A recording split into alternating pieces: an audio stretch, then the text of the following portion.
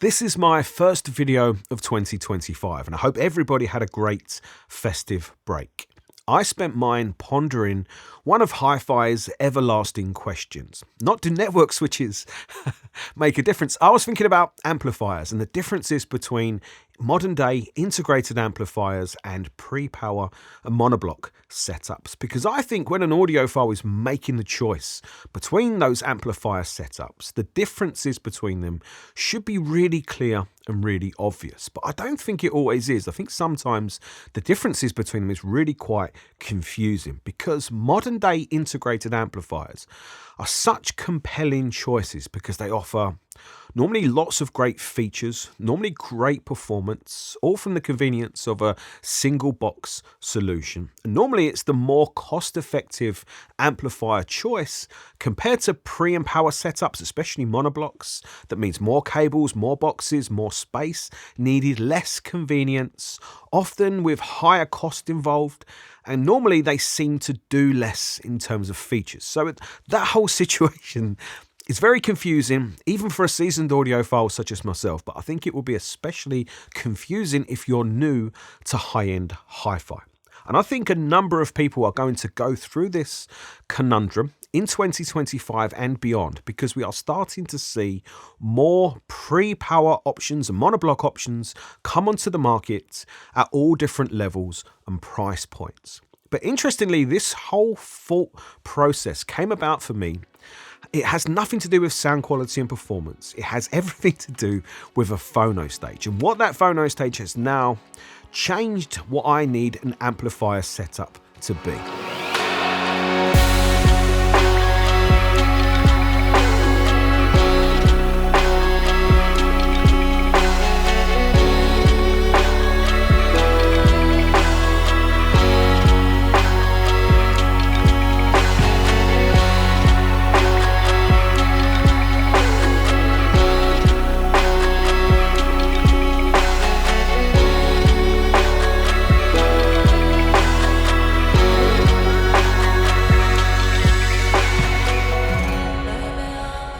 At the end of last year, I added a Mod-Right PH9XT phono stage to my HiFi review system. And one of its key USPs is its balanced analogue output. The X part of the XT is a £500 upgrade that you can see when you remove the lid. There are 4 or 2 pairs by the looks of it of Landau output transformers. And these are only being used for the balanced output. So that is the output you want to use from this phono stage for its best performance, which is all fine and dandy. But I also prefer to use the balanced output of my reference DAC, which is the Chord Hugo TT2, because that is how I think it sounds best. And I've had a number of other DACs in here to review, and I'm thinking of R2R DACs where they're designed really to be used from their balanced output, again, for the best performance. So why is any of this important? Well, interestingly, over the festive period, I was looking for an integrated amplifier to use as my reference for 2025. Bearing in mind, I have some very large and high-end speakers coming into review this year, and this is a record, or this record, sorry, is a clue to some of the speakers that will be here soon. Very big, very high-end speakers.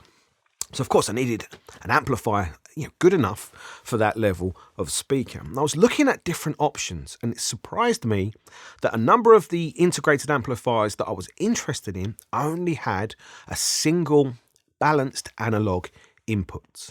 Of course, some integrated amplifiers do offer dual balanced inputs, such as Luxman's Z range, or the biggest Hagel, the H600, as an example. But we don't get dual balanced inputs on the Luxman 505Z or on the Hagel H400 and below, just as an example of what I'm talking about here. So this is something for manufacturers to consider, I feel. Don't shortchange us on connections, because it might stop somebody buying your amplifier. But where my bigger frustrations came from were that with a lot of the integrated amplifiers I looked at, they featured a phono stage in them. And I already have a phono stage, an external one, the Mod-Right. So I won't be using the internal phono stage, so that is wasted for me. And it was the exact same thing. A lot of integrated amplifiers have DACs in them, and I'm not going to use the DAC because I have the external Chord TT2. So what I've been pondering is, Does that now mean, am I now in a stage of my, audiophile journey where I have outgrown the concept of the integrated amplifier? And I found that such a fascinating way of looking at the differences here, or the decision-making process, because normally we would make it for performance reasons. So it's not always the case.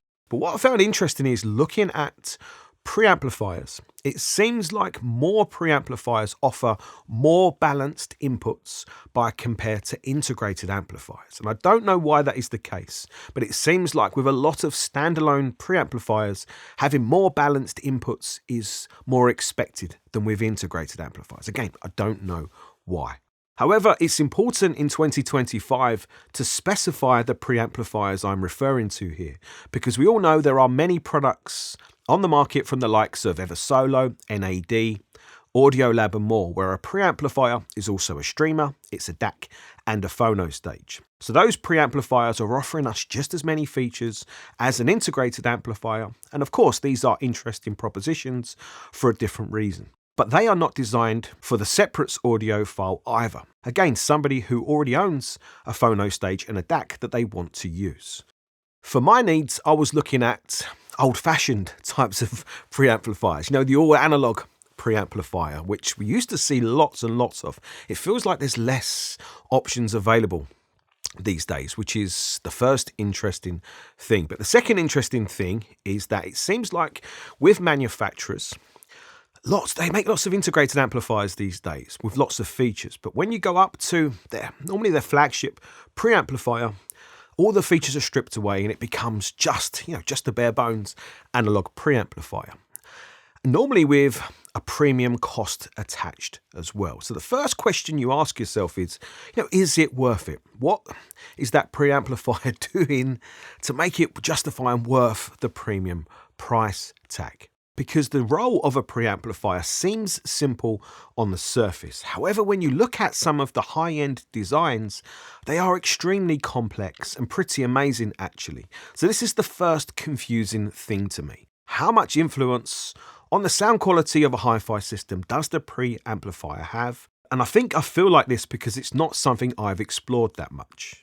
So this is definitely 100% on my agenda for 2025. How much influence, how much difference can the preamplifier make to the sound of a hi-fi system? And in what ways does it affect the sound quality? That's massive for me this year. But when we look at pre-powers, obviously we're looking at power amplifiers as well. And I think this is an easier one to kind of comprehend and get your head around what the benefit of a bigger separate power amplifier might be, because you can see obvious differences with the specification. So if we use Luxman again as an example, Luxman's flagship integrated amplifier, the 509Z, if you look at the spec sheet, it delivers 120 watts of power into 8 ohms and 220 into 4 ohms. And then when you compare that with the flagship power amplifier, the M10X, that's larger, heavier, more expensive, it delivers 150 watts into 8 ohms and 300 into 4 ohms. So it's obviously more powerful, and it doubles its power as the impedance halves. And we know that is a sign of a better power amplifier. But more interestingly, when you look at the spec, it mentions driving capability down to 1 ohms.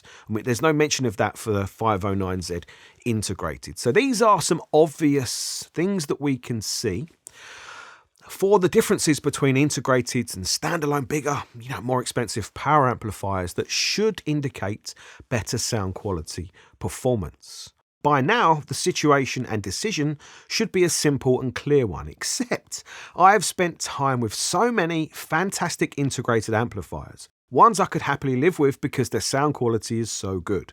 And Griffin's Diablo 333 is a very extreme example, but one that proves integrated amplifiers can be next level awesome. So again, choosing between an integrated and pre-power can be a very confusing thing.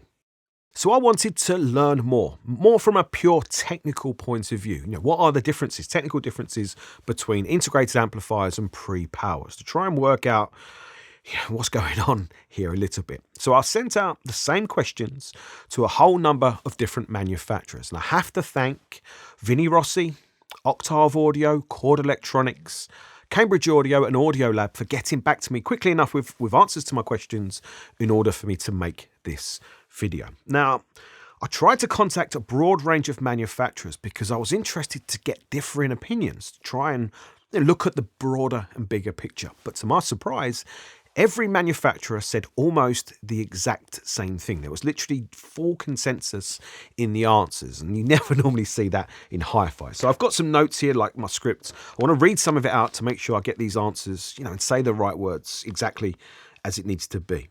So like I said, every manufacturer said the exact same thing, and this was literally the first thing that they all said. They said that the big advantage to pre-power setups over integrateds, and it's even better with monoblock amplifiers, is the additional physical space that they have. But then the separation and the improved isolation because of the separation, especially between the preamplifier, and the amplifier or amplifiers, especially if there's monoblocks, right? The amplifiers are then separated. And this is important both in terms of signal and power. And like I said, this is the first thing all of them said, literally the first thing. And they all said that with more chassis space, it's possible to design more complex circuits, especially with the preamplification. And that bit's really interesting. And it means they can include bigger power supplies. They can include bigger heat sinkings for more power from the amplifiers. They can, include or design or incorporate better filtering, which is an interesting one. Or it means that they can just take totally different design approaches with the preamplification, again, for power, than they will for the amplifiers, because the preamplifier and the power amplifiers, of course, need different things. They do different jobs. And they also said having more space and more separation and individuality in design allows the designer to better optimize the layout for the signal and for the ground path. Now, that's interesting, but of course, several manufacturers pointed out that the design itself and the quality of the design will still have a huge factor in terms of the performance and sound quality. So, common sense says that it's still possible for one integrated to sound better than another pre-power based on the design and the component quality. Of course, common sense still applies. But I thought at least one manufacturer might take a slightly different view on it, and they might have a difference of opinion, but not every single manufacturer said exactly the same thing about the benefits there. And that was very compelling for, I suppose, the difference, the benefit of pre-powers compared to integrators and how that should give us significantly better sound quality. That is what all the manufacturers said.